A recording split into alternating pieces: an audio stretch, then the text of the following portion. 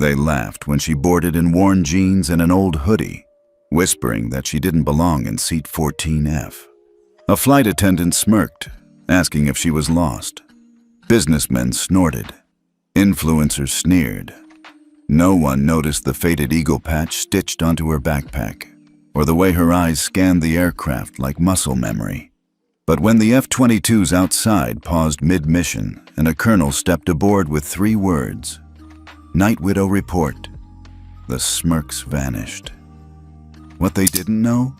She once flew through hell to bring an entire squadron home, and now she's back, without warning, without forgiveness.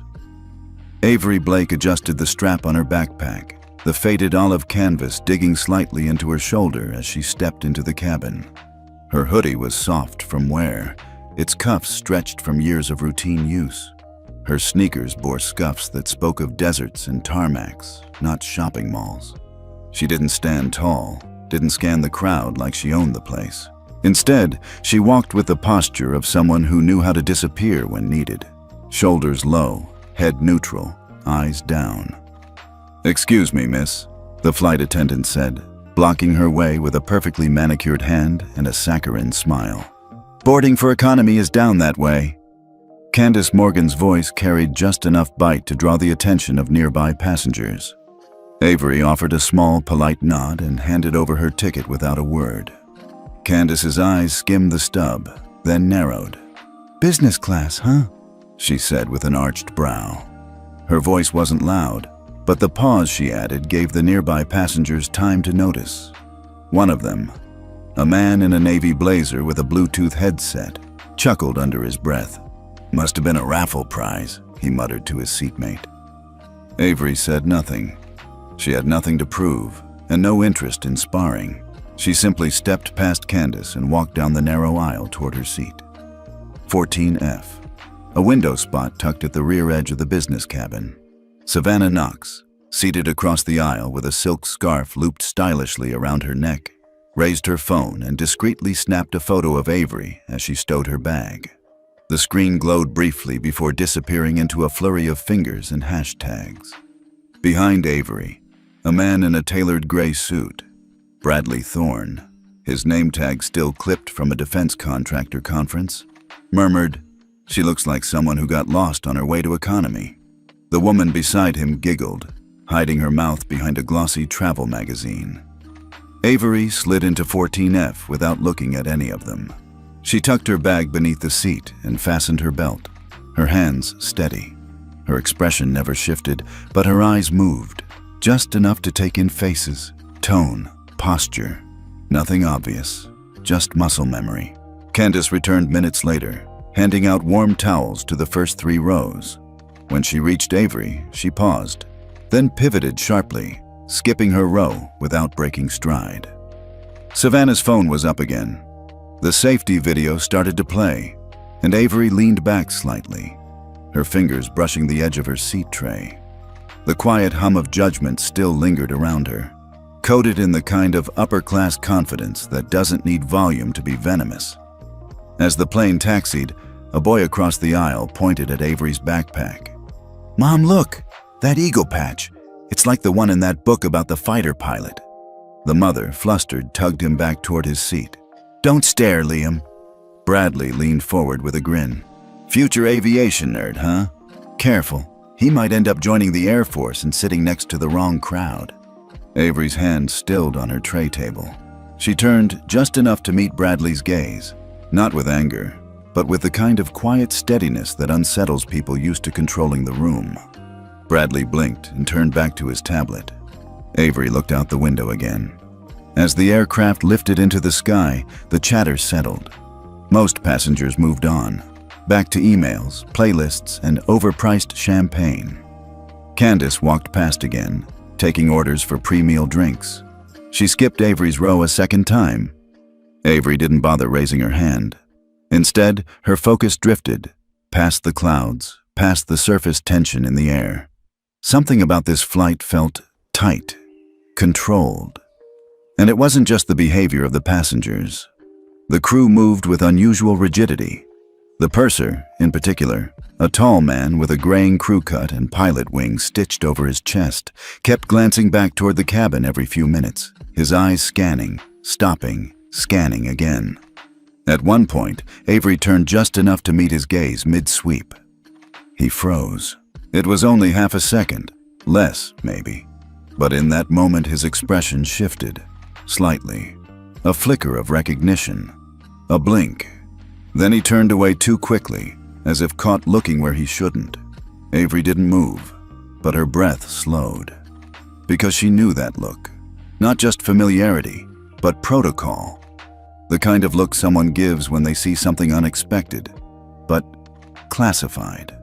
The plane bumped slightly through a pocket of turbulence, and conversation resumed.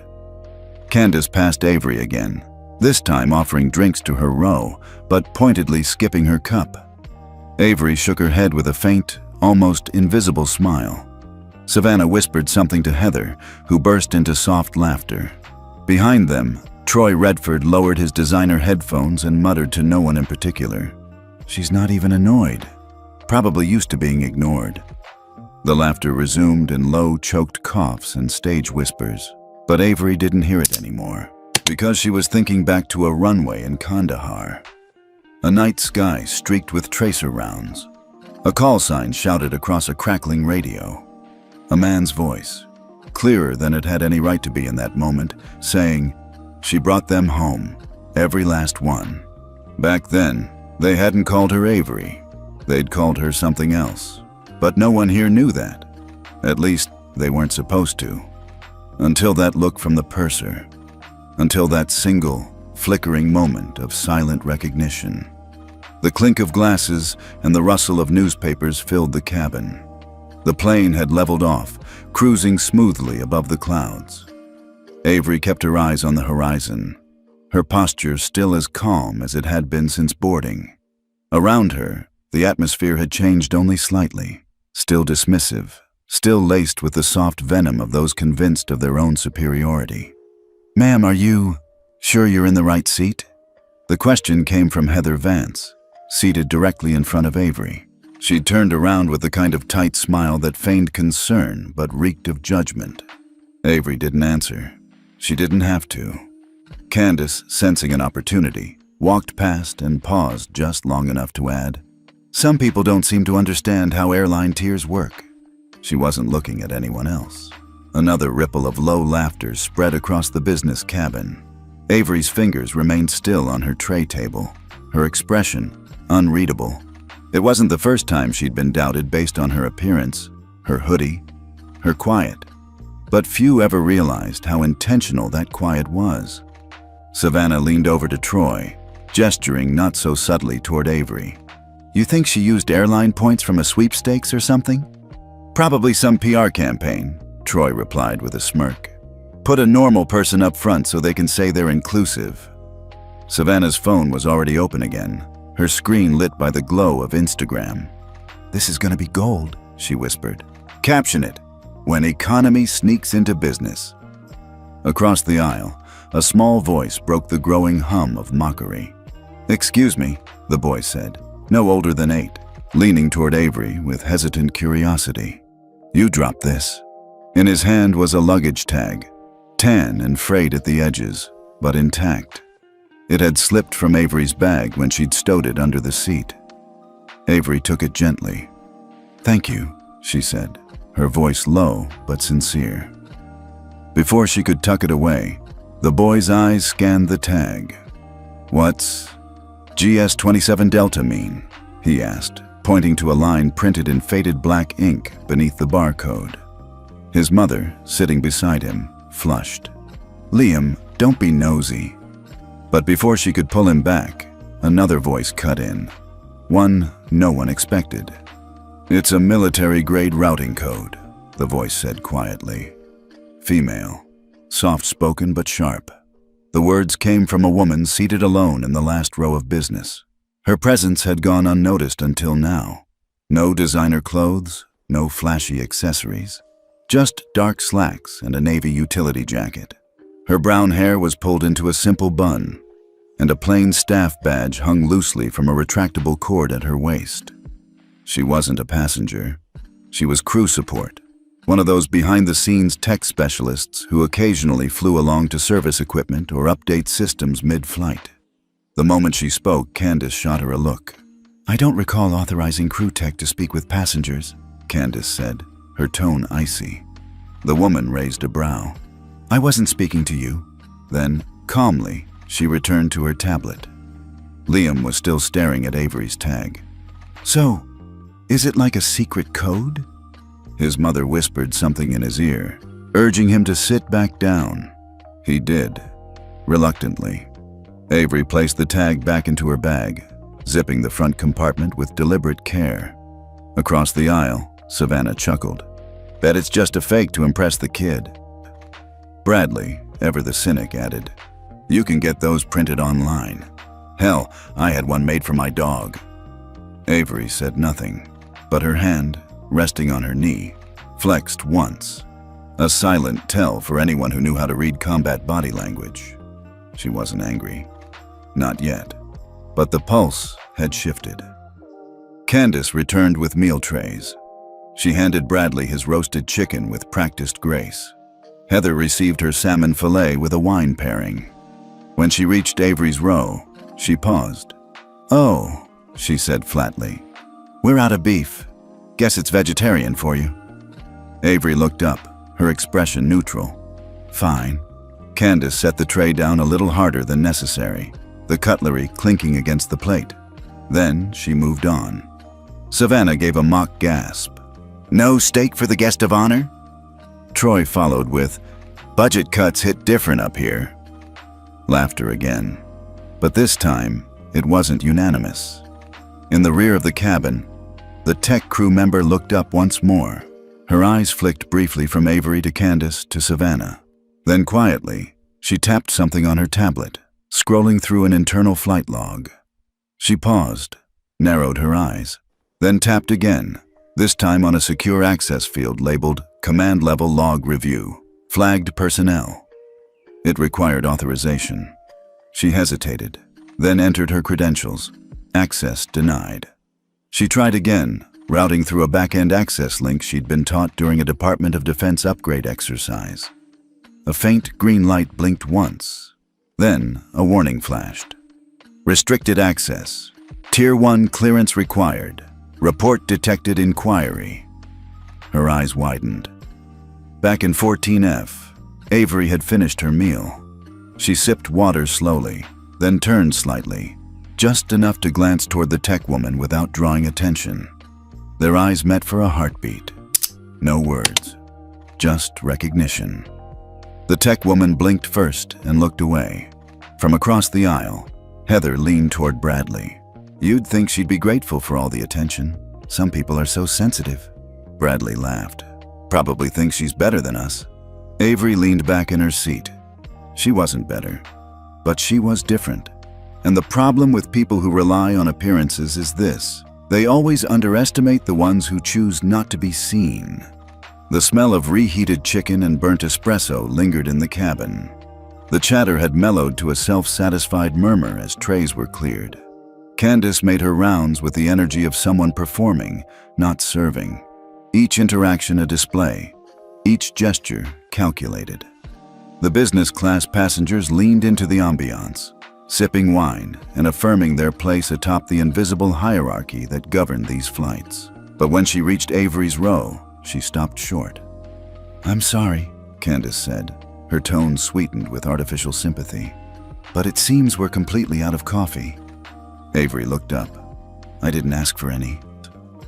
"Oh," Candace blinked, then offered a polite shrug. "I just assumed. Some people need the caffeine to stay alert." A few chuckles rippled nearby, quiet but deliberate. Bradley Thorne sipped his espresso with the poise of a man who'd never heard the word no. He leaned back in his seat, loosening his tie with theatrical flair. "She doesn't need coffee. She looks like someone used to staying up all night waiting for fast food orders." Savannah giggled. "More like staying up arguing with customer service." Avery folded her arms, slow and methodical. Her expression didn't shift, but the silence around her gained weight. "Maybe she just wandered up here," Troy added, swirling his wine. "They do let anyone fly these days." Candace smirked, stepping back. Let me know if you need anything. Ordinary. She walked off before a response could form. Heather Vance leaned slightly toward her seatmate. At least she's quiet. Can you imagine if she made a scene? We'd never get off this plane. No one noticed that the crew tech from the previous chapter, now seated at the far end of business class, had subtly removed her ID badge and was typing quietly on her work tablet. In the cockpit, the air was noticeably tenser. Captain Emery Steele, the lead pilot, had just finished reviewing the next leg of their flight path when his co-pilot glanced toward the main display panel, frowning. Message coming in, encrypted channel, he muttered. Steele leaned forward. Encrypted? From where? The co-pilot tapped a few keys. Source, Joint Base Andrews, Priority 1. A small icon blinked at the corner of the panel. Steele swiped to open the message. It was short, simple. Flagged anomaly detected on manifest number 449 AC. Passenger presence not authorized in civilian travel manifest. Clearance level redacted. Subject may present historical conflict with chain of command. Discretion advised. Observation only. Do not engage. Steele's hand hovered over the screen, his expression unreadable. Then he tapped twice, and the message vanished into the encrypted log. He didn't speak for several seconds. The co-pilot glanced at him. Sir? Steele leaned back in his chair. Cross-check passenger 14F, quietly. The co-pilot hesitated. You think it's her? I don't know, Steele replied, voice low. But I've seen that kind of warning once before, right before a major blackout op in Syria. The kind that doesn't go in any books. Back in the cabin, Candace paused at the galley, refreshing her lipstick in the metal reflection of the coffee machine. A notification blinked on the crew's master panel nearby. She glanced at it, frowned. Message from cockpit, she muttered. She tapped to open it. The screen displayed a single instruction. No further engagement with passenger 14F unless necessary. Discreet observation. Candace's brows furrowed. Her eyes flicked toward the cabin, toward Avery. What is going on with her? She whispered to herself. She tucked her tablet away and resumed service, but her gait had changed. No longer casual, now calculated. Meanwhile, Savannah scrolled through her phone, bored. Ugh, no reception. I can't even post the video of her glaring at Candace. Troy shrugged. Probably for the best. It'd look bad if you bullied someone and they turned out to be, I don't know, CIA. Please, Savannah scoffed. She's dressed like she got kicked out of the mall. Across the aisle, Liam whispered to his mom again. She doesn't look mad. The mother shushed him, but her glance at Avery lingered a little longer this time. Less judgmental. More uncertain. In 14F, Avery reached into her backpack slowly. She pulled out a black notebook, its edges worn smooth by time.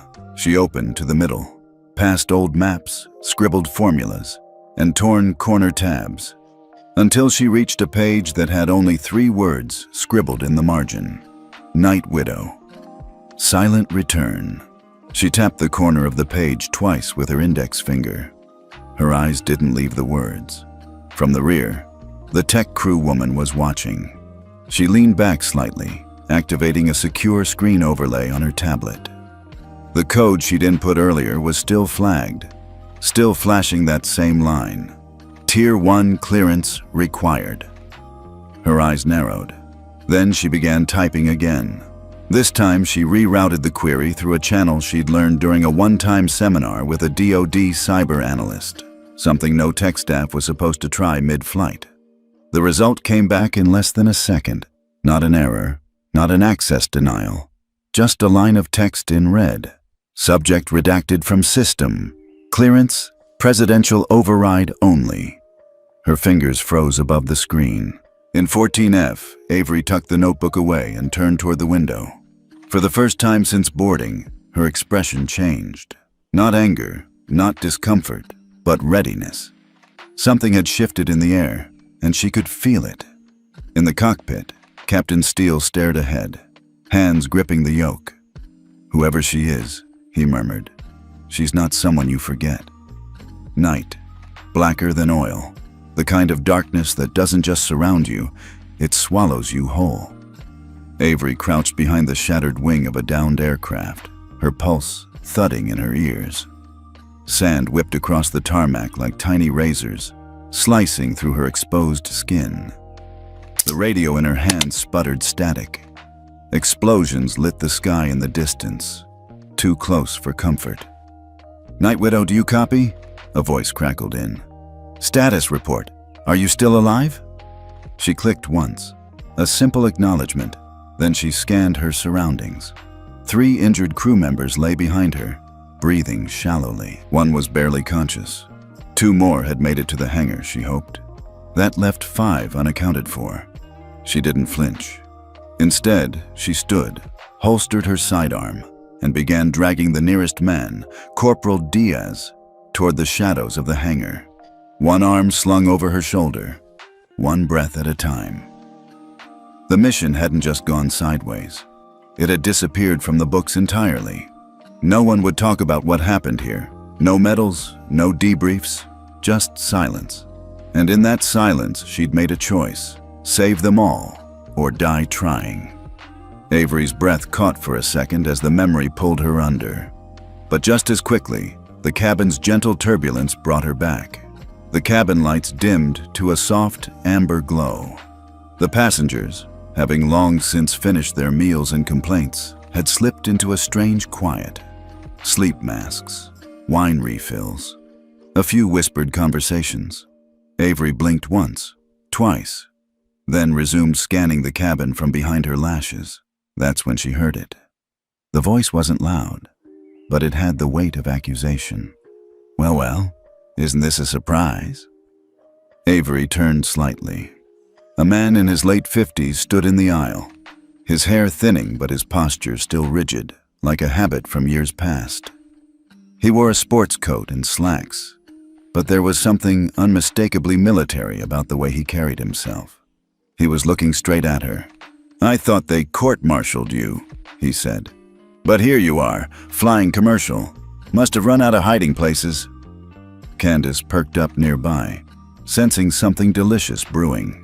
Savannah's ears all but twitched. Avery said nothing. The man stepped closer. "Lieutenant Colonel Mark Grissom, 3rd Recon, retired."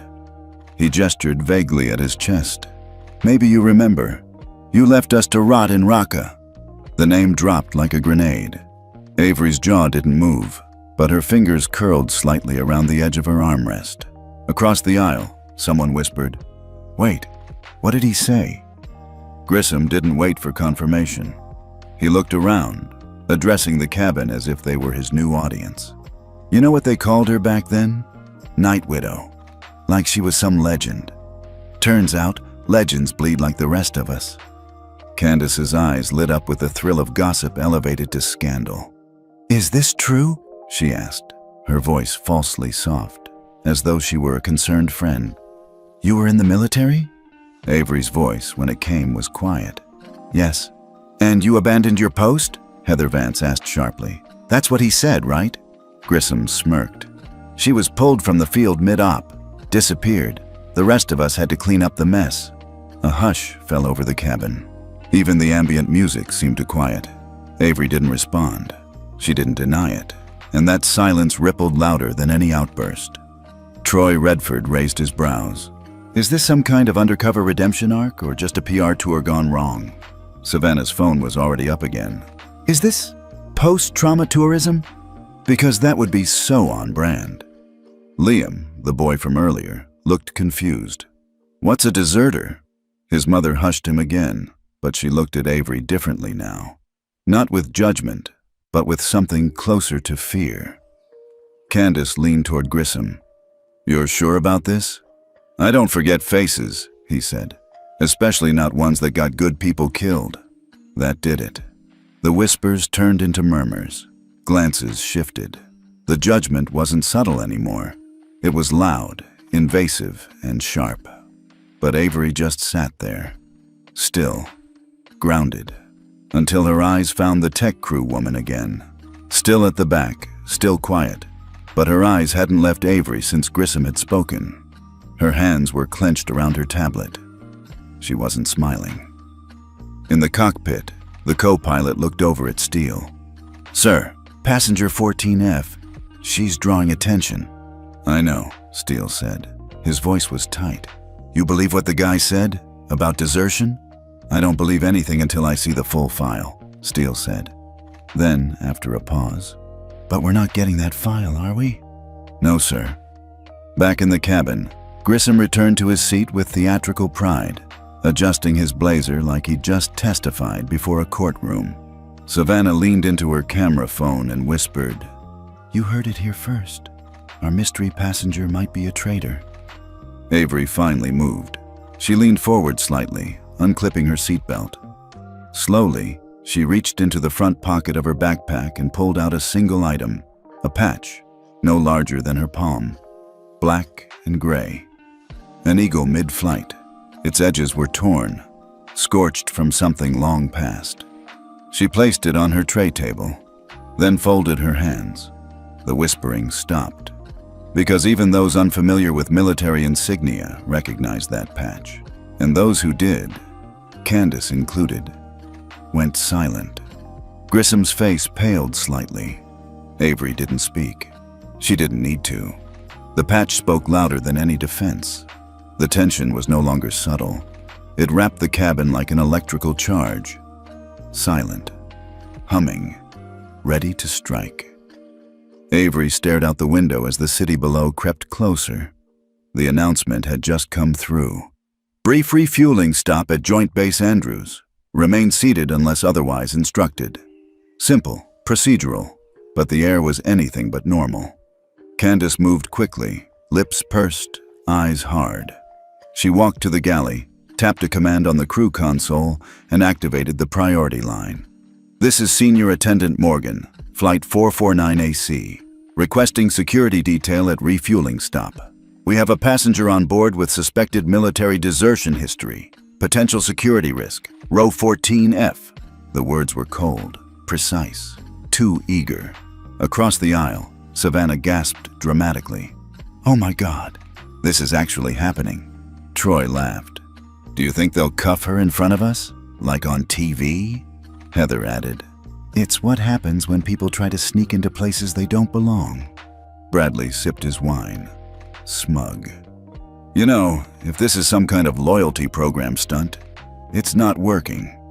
Even Mark Grissom, who had seemed content with his earlier outburst, now leaned back with arms folded, satisfied with the storm he'd stirred. Avery remained still. She hadn't moved since laying the scorched eagle patch on her tray table. She hadn't spoken. She hadn't flinched. The only part of her that moved was her hand, tapping once, slowly, against the armrest. Steady, deliberate. From the back of the cabin, the tech crew woman hadn't taken her eyes off Avery. Her tablet now displayed a restricted screen she hadn't dared push further. But her instincts screamed that the woman in 14F was not what they thought. Not at all. The pilot's voice returned over the intercom, calm but tighter than before. "Ladies and gentlemen, we'll be landing briefly at Joint Base Andrews for scheduled refueling. This will be a secured perimeter stop. Please remain seated." Candace turned and walked slowly down the aisle, eyes locked on Avery as if bracing for a reaction. She stopped 2 rows away, pulled out her phone, and, with careful subtlety, began filming. Avery didn't acknowledge her. Instead, she leaned slightly, adjusting her tray table. The tray clicked. The tension snapped. Savannah's voice rose with excitement. "She's gonna run," Heather scoffed. "Where's she gonna go? She can't hide and coach." Even Liam, the boy across the aisle, seemed to feel the storm building. He tugged on his mother's sleeve. "Mom, I think they're being mean." His mom hushed him, but her hands fidgeted in her lap. And then it happened. The plane touched down. The wheels screeched softly on the runway. Outside the windows, uniformed airmen and vehicles waited, forming a modest but visible perimeter. The moment the brakes hissed to a stop, Candace made her move. She stepped into the center aisle, cleared her throat, and raised her voice just enough for everyone to hear. Per airline policy and military protocol, she began, we are required to cooperate with authorities in matters of national security. Passenger in 14F, please remain seated until escorted. Gasps rippled through the cabin. All eyes turned to Avery. Still, she didn't move. But then, just as Candace started to turn toward the cockpit, Liam's voice rang out. Loud, clear. Mom, look, that's her, from the book. Everyone turned toward him. Liam pointed directly at Avery. The lady with the black jet, she's in the book about fighter pilots. I remember, Night Widow. She's the one who flew through the sandstorm and saved the team. The cabin fell into stunned silence. Avery blinked once, then turned slowly toward the boy. He wasn't wrong. Savannah tried to laugh, but it caught in her throat. Kid, it's probably someone who looks like her. No, it's her, Liam insisted. She had that patch, in the plane with the red stripes. Bradley leaned toward the window. Wait, didn't that story get turned into a documentary? Grissom's smirk faltered. Troy whispered, no way. That mission wasn't real. Was it? Candace's face had turned from confident to confused. Her hand hovered over her phone, thumb trembling. And then, the final twist of the moment landed. The cockpit door opened. Captain Steele stepped out. His presence changed the cabin. He didn't speak immediately. He just looked around, eyes settling first on Candace, then Grissom, then Liam, and then, finally, on Avery. He looked at her, not with curiosity or suspicion, but recognition. Real, sharp recognition. For a second, he stood frozen, like the name had clicked into place. Then he gave the smallest nod. The kind military men say for equals. Ms. Blake, he said, his voice calm, respectful. Would you mind stepping outside with me? The silence cracked like glass. Candace stepped forward. Captain, I already informed security. He raised one hand without looking at her. Stand down. But she's a risk. She's not, Steele interrupted. Trust me. Avery rose, smoothly, quietly. She lifted her backpack, slipped the patch back into her pocket, and followed Steele to the cabin door. Grissom stood halfway, as if to object, but Steele glanced at him once, and the older man sat back down, pale and silent. Liam watched her with wide eyes. Avery paused by his seat. You remember all that from a book? She asked, a small smile at the edge of her lips. He nodded. I do. You were brave. Avery tapped his tray gently. So were the people who wrote that book. They made sure no one forgot. She walked on. The door opened. Sunlight poured in, and just outside, lined up along the tarmac, stood a squadron of airmen in uniform. Waiting, not with weapons, but with salutes. The cabin buzzed with the quiet murmur of shaken egos and shifting glances. Avery had just stepped off the plane with Captain Steele, her hoodie flapping slightly as the sunlight from Joint Base Andrews spilled in through the open hatch. But inside, no one quite knew what to do. Troy whispered to Savannah, You saw that, right? The salute? They don't do that for just anyone. Savannah didn't answer. Her phone was already raised, camera focused on the doorway. She hit record, angling her phone slightly for a better shot. Candace, flustered but trying to maintain control, stood near the galley and cleared her throat. Ladies and gentlemen, she began, her voice tight. We're still under military protocol during this refueling. Please remain seated until further notice. That includes all VIP guests.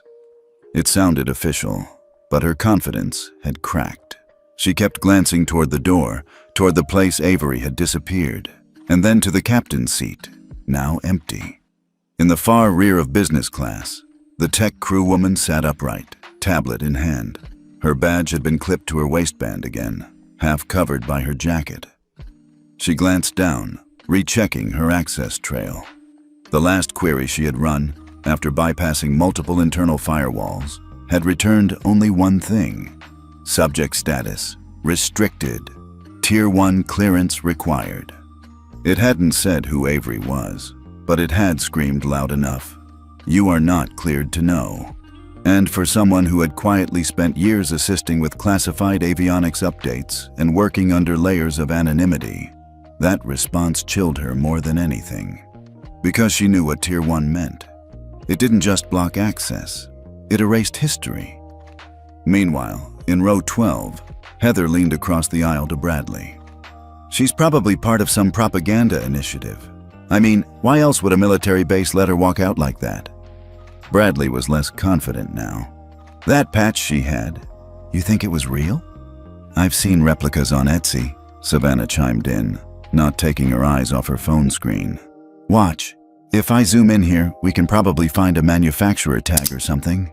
She pinched the screen, trying to zoom in on the paused video of Avery walking down the aisle. The shot was a little shaky, but clear enough. There, on the lower back panel of the backpack, was the eagle patch. Her fingers adjusted the angle, zeroing in. Then the screen went black. She frowned. What the? Tried again. Playback error. Then a notification popped up. Unauthorized content. This recording has been disabled due to national security protocols. Reference code ND0991. Troy peered over her shoulder. What did you do? I didn't do anything, Savannah whispered harshly. It just disappeared. The file's gone. A soft beep came from her phone. The screen now showed a brief message before fading to black. Footage flagged and removed by executive override. Across the aisle, Heather's brows lifted. Executive, as in presidential? Savannah slowly lowered her phone. For the first time since the flight began, her face was pale. Liam, still sitting beside his mother, tapped gently on the tray in front of him. Mom, are we in trouble? His mother shook her head, though her face betrayed her uncertainty. No, sweetheart. Just stay seated. From her row, the tech crewwoman adjusted the brightness on her tablet and opened a secure channel. Her screen now showed a separate query chain, one she hadn't activated in years. Command back channel. Foxtrot level access required, she typed. Query. Identity confirmation for passenger manifest position 14F, Avery Blake. Confirm or deny Tier 1 designation. The screen blinked once, then again, then returned. Identity status. Confirmed. Tier 1 designate. Assigned call sign. Night Widow. Operational status. Dormant. Active clearance. Valid. Her breath caught. Dormant meant inactive, not retired. Valid meant still trusted at the highest levels. She stared at the screen. This wasn't some disgraced pilot. This was someone who had been intentionally removed from public records to protect the system that couldn't control her. Behind her, murmurs continued to build. Bradley tapped his fingers against his armrest. Do you think she was part of that mission they classified last year? The one with the jet that went dark over the Gulf? No way, Troy replied. That was a black op. No survivors. Heather added, maybe she wasn't supposed to survive, but she did. Liam whispered again. She looked sad when she walked out, like she knew people didn't believe her. His mother, finally catching on, gave a tight nod. Sometimes the best ones are the quiet ones, baby. At the galley, Candace stood frozen, her tablet buzzing with alerts she didn't understand. Each notification read the same. Restrict communications. Passenger 14F subject to executive protocol. Do not interfere. Her face drained of color. She turned toward Savannah. Delete your video, now. Savannah blinked. Too late. It's already gone. The phone... She held it up helplessly. It's blank. Candace stumbled backward slightly. Across the cabin, the tech woman stood slowly, still holding her tablet. She wasn't going to interfere, not yet. But she needed to know more, needed to speak with the captain, and maybe, if protocol allowed, with Avery herself. Because if what she'd just seen was real, then the woman everyone mocked wasn't just someone with a past. She was someone who never should have been here at all. Someone whose presence on a commercial flight meant only one thing. A message was being sent. And no one, not even the system, could stop it now. The door to the jetway remained open longer than usual. Military personnel outside moved with quiet purpose, maintaining a respectful distance from the aircraft. No weapons were raised, no commands barked, just waiting. Inside the cabin, passengers whispered, stared, or sat frozen in place. Every moment that passed stretched the silence tighter. It was the kind of silence that came not from discomfort, but from awe and something else. Realization. Avery had not returned. Not yet, but the weight she'd left behind filled every seat. Then, boots. Sharp, heavy, deliberate. Colonel Dean Halstead stepped aboard. His uniform was immaculate, decorated chest, crisp lines, white gloves in one hand, cap under his arm. The air changed the moment he crossed the threshold, like someone had opened a sealed chamber of authority. No one mistook him for a passenger. He didn't look left or right. He didn't need to. He walked halfway down the business class aisle, then stopped, and turned, the cabin still as stone.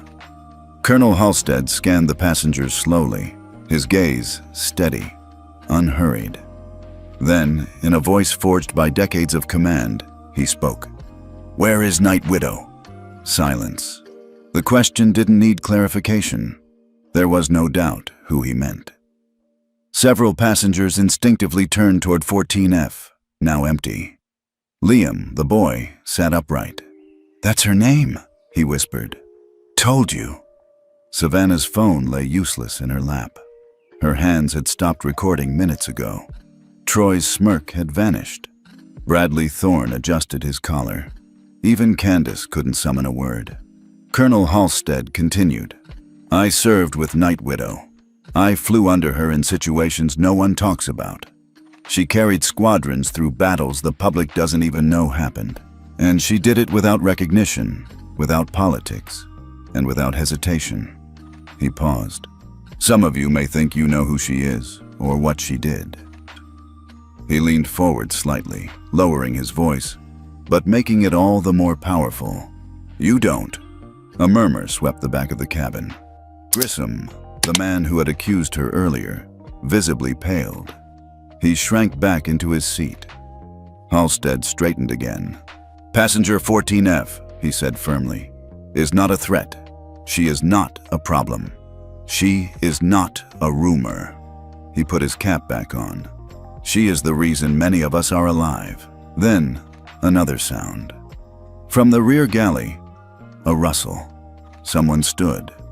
Quietly, slowly. It was a man in a dark suit. Nondescript. No name badge. Nothing flashy. Until now, no one had noticed him. He had blended in among the crowd, never speaking, never reacting. But now, as he stepped into the aisle, everyone noticed. He walked calmly toward Colonel Halstead and stopped, then turned to face the cabin. "My name is Brigadier General Elias Monroe." Gasps. Not from recognition, but from the rank, because that name did mean something. To those who followed military scandals, to anyone who'd read the deep dive reports about high-level mission failures, redacted orders, classified reshuffles. He glanced at Halstead, then back to the passengers. "I was on this flight under a no-disclosure designation, traveling without title, observing."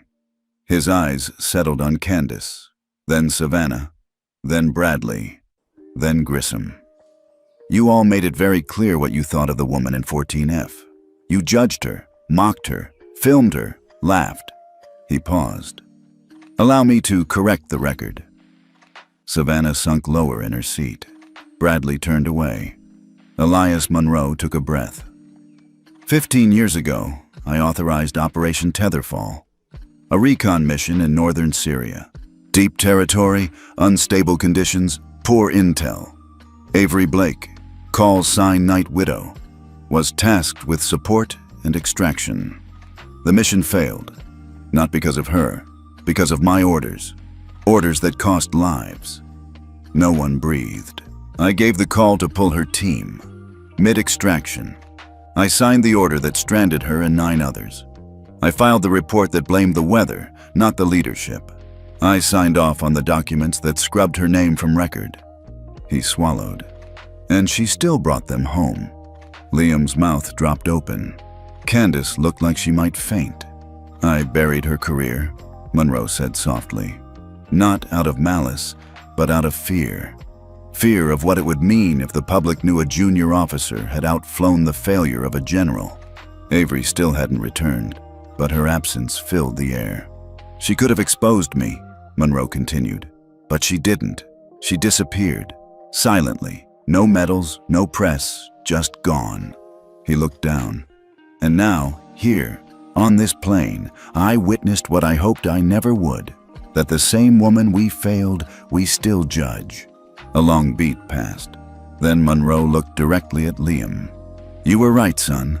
She was in that book. She's in a lot of books, just the kind that don't sit on shelves. Liam smiled faintly, proud. Colonel Halstead stepped forward once more. When she returns, he said, I expect everyone here to treat her not as a mystery, but with the reverence reserved for those who walked through hell and came back anyway. No one said a word. And then, like a signal, the sound of boots approached the doorway. Avery Blake stepped into view. Her hoodie caught the light, her backpack slung over one shoulder, calm, composed.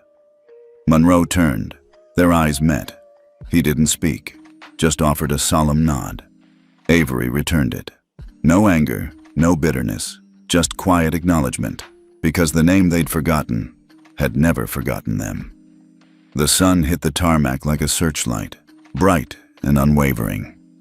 Heat shimmered off the concrete, but the air carried a tension cooler than it should have been, a reverence that hushed the wind itself. Avery Blake stepped down the stair car without ceremony, her boots hitting the ground with the certainty of someone who had done this 1,000 times, just never under these circumstances. She didn't look around. She didn't adjust her hoodie. She didn't need to, because they were already waiting for her. 12 F-22 pilots stood in formation, their posture military precise, their expressions unreadable. Beside them, the jets shimmered under the sun, engines silent, but presence deafening. The nose of the lead fighter bore the faint ghost of a painted emblem, scratched and faded, but still visible. A downward swooping eagle, wings tucked, talons drawn. The symbol of Night Widow. As Avery stepped forward, the first pilot called out, "Squadron, attention!" In one unified motion, every pilot snapped to attention and raised a salute. Avery didn't return it immediately. She simply stood there, letting the moment stretch, letting the silence fall over everything. No words, no dramatic music, just the sound of respect, louder than any cheer. Behind her, passengers craned their necks at the windows, faces pressed to glass, jaws slack. Troy's mouth hung open. Savannah reached for her dead phone again, forgetting for the third time that it no longer worked. Bradley simply stared, unable to form a sentence. Candace sat down in the jump seat, trembling. Inside, Colonel Halstead remained by the hatch, watching with folded arms, his face unreadable but his chest rising with something close to pride. Then, one of the younger pilots stepped out of formation. He couldn't have been more than 28, sharp jaw, storm gray flight suit, his helmet tucked under his arm. He approached Avery, then halted 2 steps away. "Ma'am," he said firmly. "Lieutenant Anders, Strike Team Echo. You trained me. Camp Raven Rock, 6 years ago." Avery met his gaze. He wasn't asking her to remember. He knew she did. "You taught me stall recovery with 1 engine and 30 seconds of air. You made us fly blind, use instinct, trust formation." She nodded once. "You said anyone can fly in calm skies, but only the silent ones survive storms." Avery's lips curled into the faintest smile. "I said that?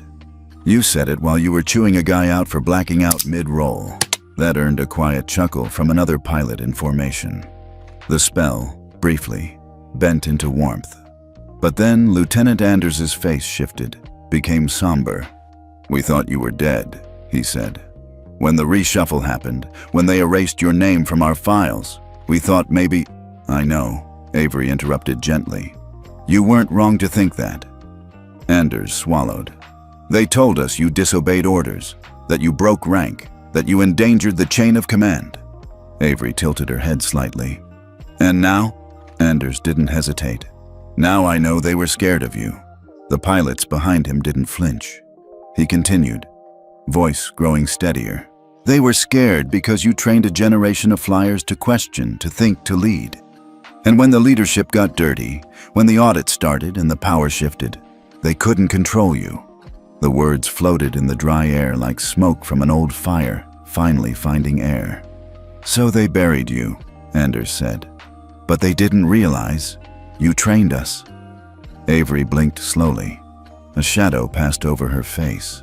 Not sadness, recognition of how deep it had gone, of how long it had been held back.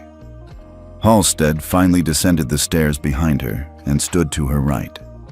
"Ma'am," he said formally, though with clear conviction, "I have authority from the Joint Command Council to reinstate your title and clearance, effective immediately." He pulled a sealed envelope from his chest pocket and handed it to her. Inside, the familiar weight of a badge slid against her palm. Call sign, Night Widow. Rank, Colonel, 06. Security level, Tier 1. Unrestricted operational status. Avery stared at it for a moment. The system that once buried her was now, publicly, bringing her back. And the message was unmistakable.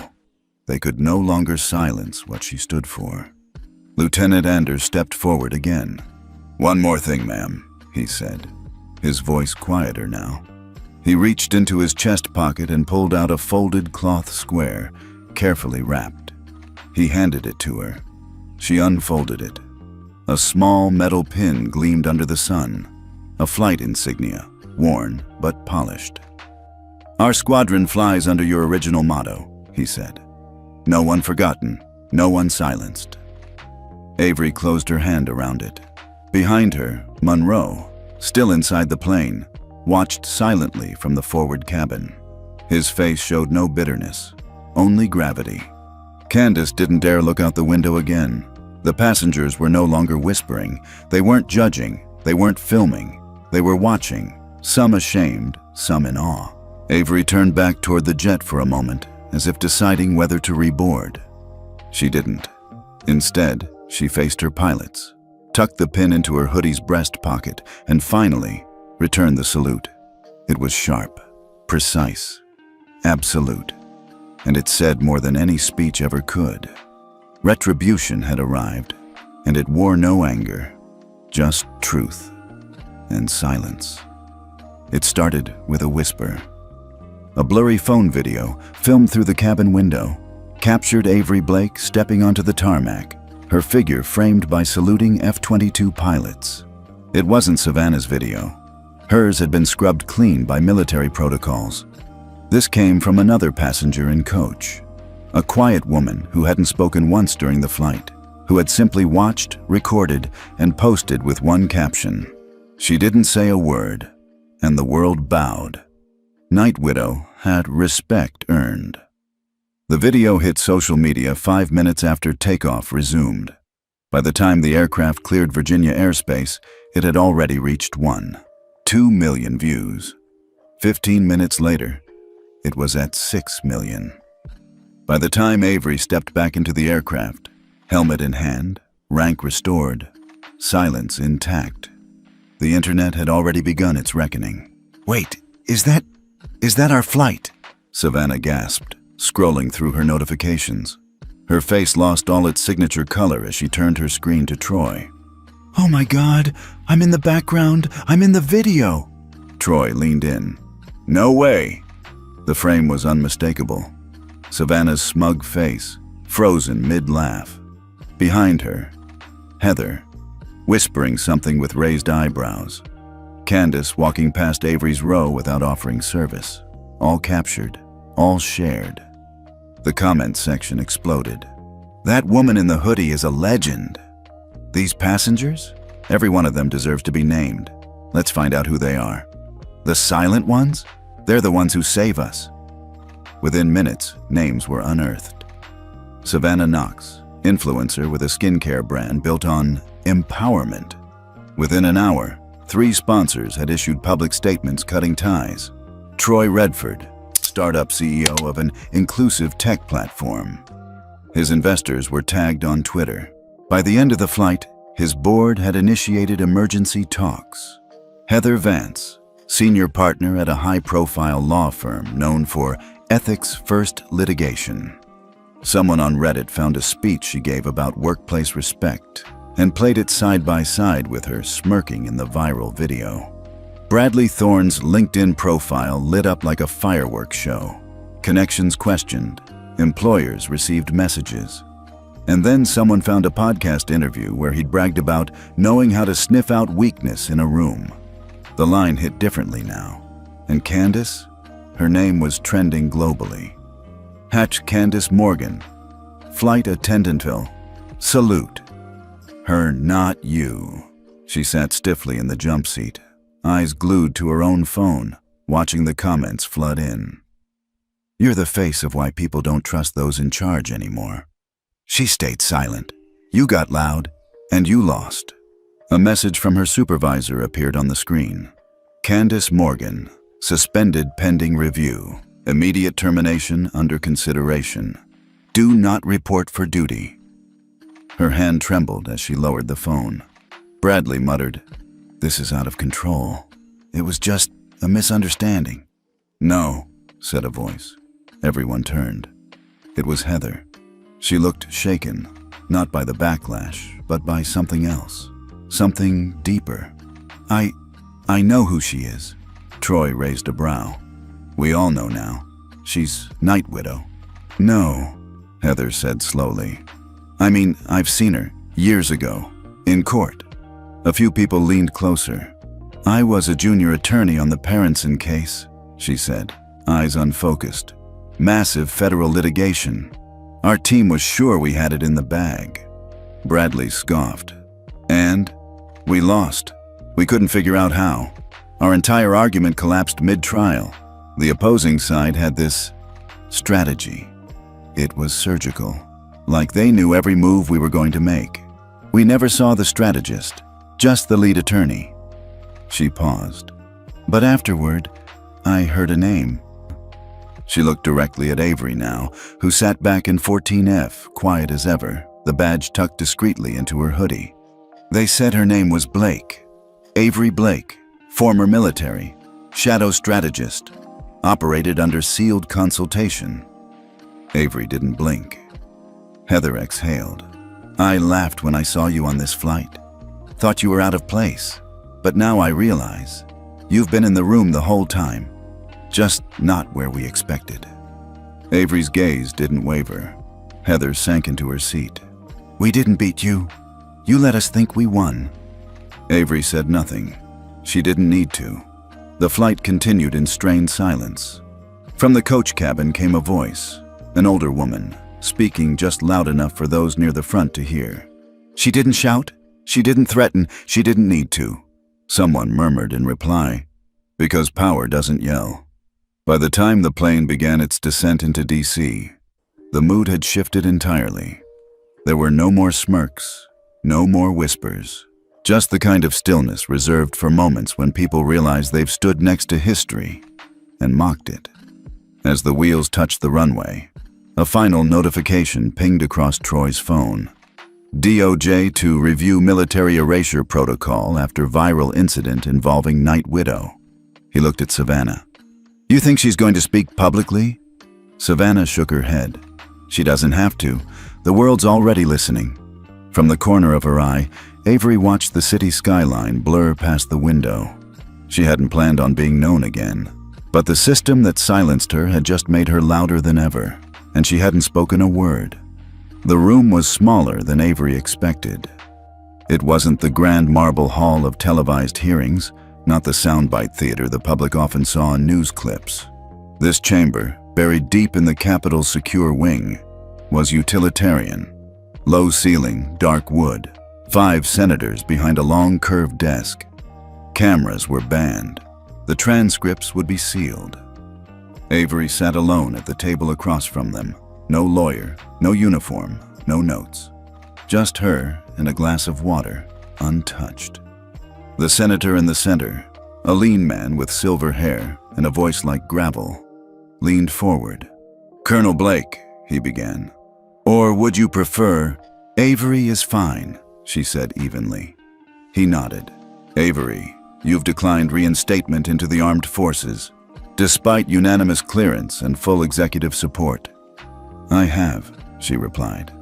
Another senator, a woman from the ethics subcommittee, frowned. "You're walking away from the rank, the pension, the power, after everything you've endured. Why?" Avery's gaze didn't waver. "Because what happened to me wasn't about my rank. It was about the system's fear of people who don't obey blindly." The room shifted slightly. Avery continued, calm but firm. "I was erased because I asked the wrong questions, because I deviated from orders that would have cost lives, because I called out corruption within my own command structure, and when I was right, they buried me anyway." The gravel-voiced senator cleared his throat. "You were reinstated with full honors. Your name restored." "That's not enough," she said. He raised a brow. "What more do you want?" She didn't blink. "I want you to stop pretending this was a one-time mistake." Silence. The air grew heavier. Avery leaned forward slightly, her voice quiet but razor-sharp. "There are others. Officers, analysts, strategists. Good people who got pushed out because they challenged incompetence, because they flagged corruption, because they saw things they weren't supposed to and refused to play along." She took a breath. "I'm not asking to be celebrated. I'm asking that the system stop punishing people for having integrity." The ethics senator interjected. "You're asking us to rewrite whistleblower policy at the military command level." "I'm asking you to acknowledge that those policies aren't protecting anyone. They're paper shields. People disappear, not because they break the rules, but because they shine a light on the people who do." The gravel-voiced senator tapped his pen once. "So if we were to offer you your command back, your original post, your team—" She shook her head. "I'm not coming back." That silenced them again. "I don't need a seat to speak truth," she said. "What I need is for the seat itself to mean something again." The youngest senator, quiet until now, finally spoke. "What would it take? To begin a correction? To ensure this doesn't happen again?" Avery reached into her coat pocket and pulled out a folded document. She slid it across the table. "3 things," she said. 1. Establish a non-military oversight body for internal erasure claims. 2. Make Tier 1 clearance revocations auditable by the Senate Intelligence Committee. And 3. Classify erasure retaliation as a federal crime. The senators exchanged glances. The ethics senator read over the top of the paper. "This would trigger review of nearly 200 past cases." "It should," Avery replied. "Start with the names no one remembers. You'll find heroes in the margins." The gravel-voiced senator exhaled slowly. "You understand what this would do to the chain of command?" "I do," she said. "And you're willing to burn the system down to fix it?" She looked him in the eye. "No, I'm asking you to rebuild it, from the inside." There was something unshakable in her voice. Not anger, not defiance, but conviction. Pure, focused, and steady. They didn't argue. They didn't threaten. They simply sat with it, because they knew the truth. Avery Blake wasn't a threat to national security. She was a threat to national complacency. Back on the steps of the Capitol, reporters waited. The story had leaked. Not the content of the hearing, but the fact that it had occurred. The sight of Avery exiting the secure wing was enough. Cameras snapped. Microphones extended. "Colonel Blake, did you accept your reinstatement?" She walked past them. "Are you suing the Department of Defense?" She didn't flinch. "Is it true you once refused a presidential order?" At that she stopped, turned, faced the press directly. "I never refused to protect my country," she said calmly. "I refused to protect cowards." Then she walked on. That evening, the news exploded. Anonymous sources confirmed that Avery Blake had declined reinstatement and instead handed the Senate a list of reform demands. Social media turned the moment into legend. She didn't take the chair, she flipped the table. The system tried to bury her. She came back with a blueprint.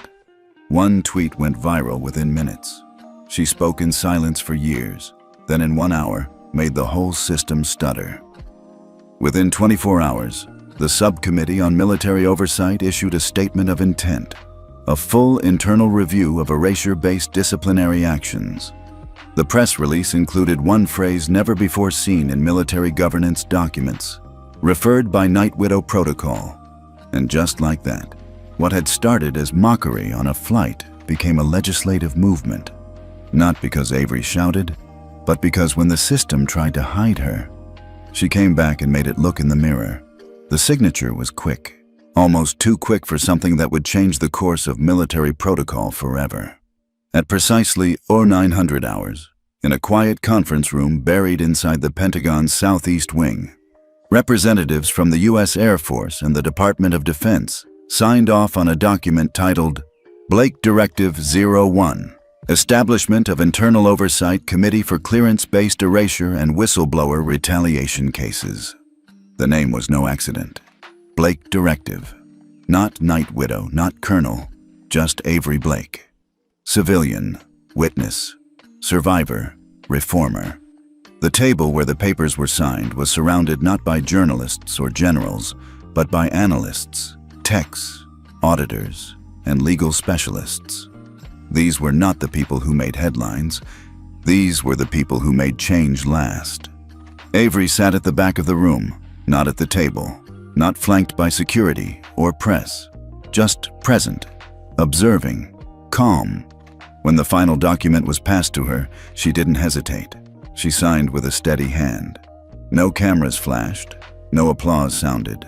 Just a quiet nod from the Air Force liaison and a brief handshake from a DoD secretary who said nothing more than, "Thank you for not walking away." She smiled faintly, then turned to leave. But someone was waiting near the door. The tech crew woman, the one from the flight. She wore civilian clothes now, casual, clean, but her posture held purpose. In her hand, a plain manila envelope, creased at the corners. Avery stopped. Their eyes met. "I owe you something," the tech woman said quietly. "You don't," Avery replied, ever calm. "I do," the woman insisted. "And I think you should know why." She handed over the envelope.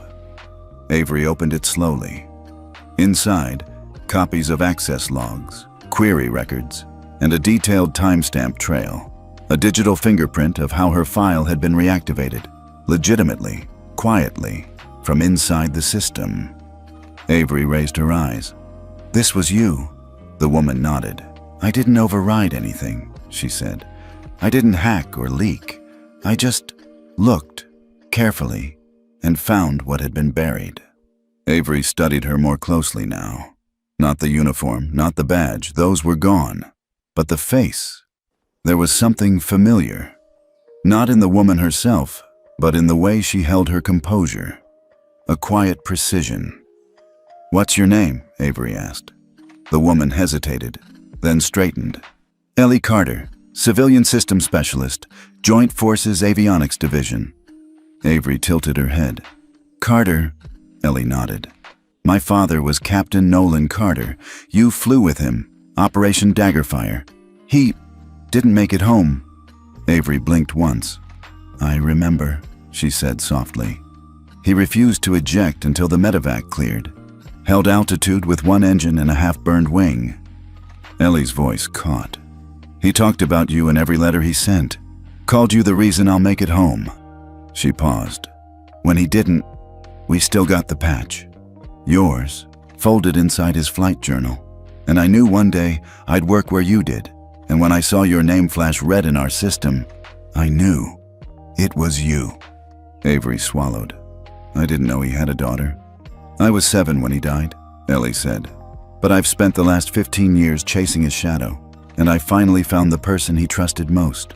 She looked down for a moment, then back up. I didn't do this for recognition. I did it because people like you aren't supposed to vanish. Not while I'm watching."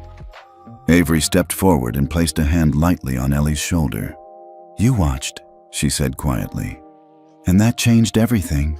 Ellie smiled. "I just lit the fuse. You were the explosion." They didn't hug. They didn't cry. But the weight of that moment, the bridge between generations, between betrayal and redemption, settled deep. Later that week, the Blake Directive was made public. A single-page press release. No fanfare. No press conference. But one sentence stood out. Named for Avery Blake, whose silence proved more powerful than any command. The story spread again. But this time, it wasn't outrage. It wasn't scandal. It was reverence. Profiles ran across every major outlet. The pilot they tried to erase. The whisper that restructured the Air Force. Night Widow's last mission. Reform. But Avery didn't appear on television.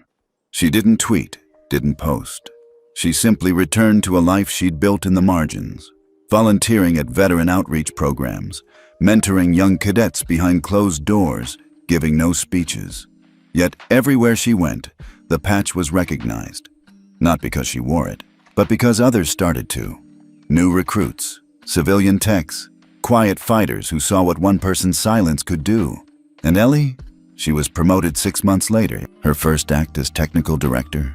Mandate a passive flagging system for all high-level clearance revocations. One that couldn't be disabled without a 3-person review team. She called it the Carter Rule for her father. And every month, she sent Avery a single update. Just a number.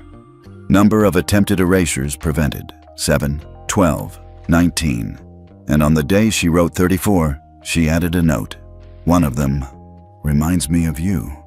She doesn't speak much either, but she doesn't need to. Avery smiled. Legacy wasn't about monuments. It was about continuity, and hers had just begun. The wheels touched down at Reagan National Airport with a soft hiss. Passengers stirred from their silence like people waking from a long, dream-heavy sleep. Seatbelts clicked open. Bags rustled overhead. And the usual scramble to deplane began. Only this time, no one moved quickly. They watched her. Avery Blake stood slowly, her hoodie drawn up again, helmet cradled in one arm. The eagle patch now fully visible on her backpack. The same patch that had once been dismissed as fake, a costume piece. Now it glinted like a metal no one dared to question. She didn't speak, didn't smile. She nodded once to the crew, those who had stayed quiet, who hadn't participated in the mockery. Then she turned and walked up the aisle.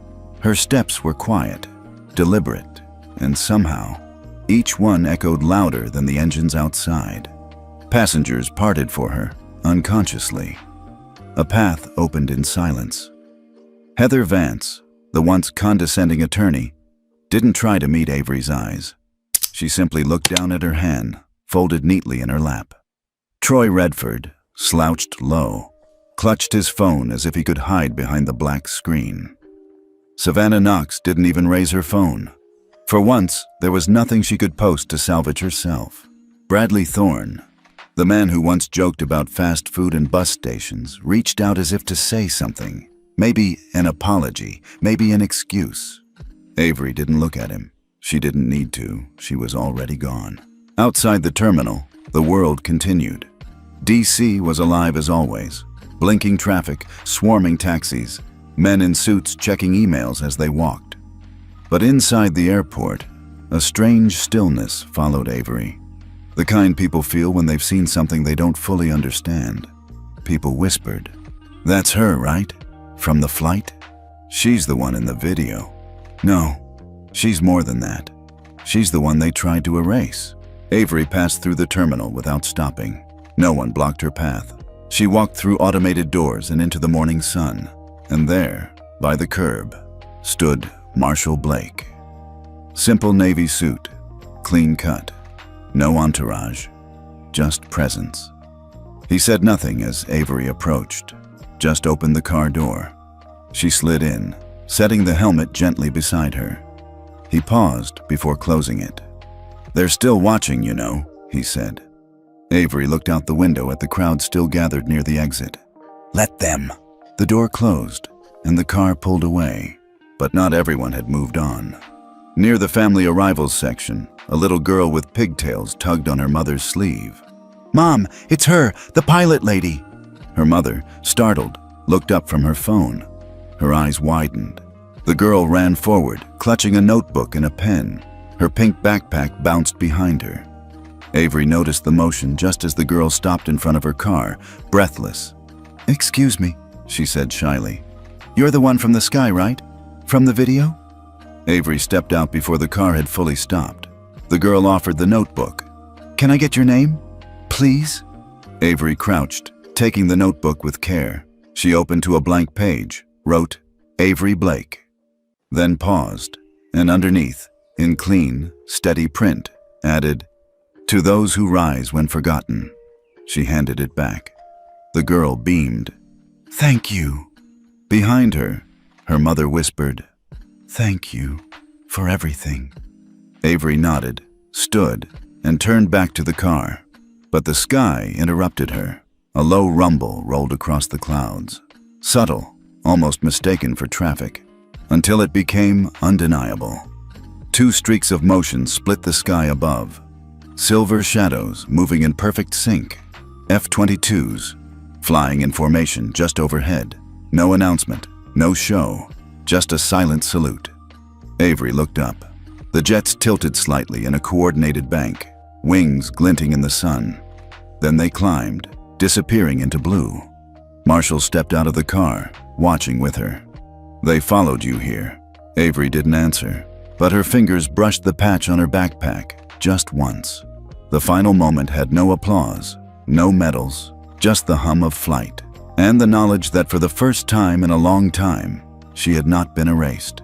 She had been seen. 1 week later, the mural appeared on the side of a veterans clinic in Baltimore. It wasn't massive. Just Avery, standing beneath the silhouette of a fighter jet. Hoodie on, hands at her sides. And above her head, painted in bold, hand-drawn strokes. "The quiet ones don't need noise. They need space to rise." Below it, a new patch began circulating among cadets, technicians, even civilians. An eagle, mid-flight. Not as a decoration, but as a reminder. That silence is not surrender. And being forgotten does not mean being gone.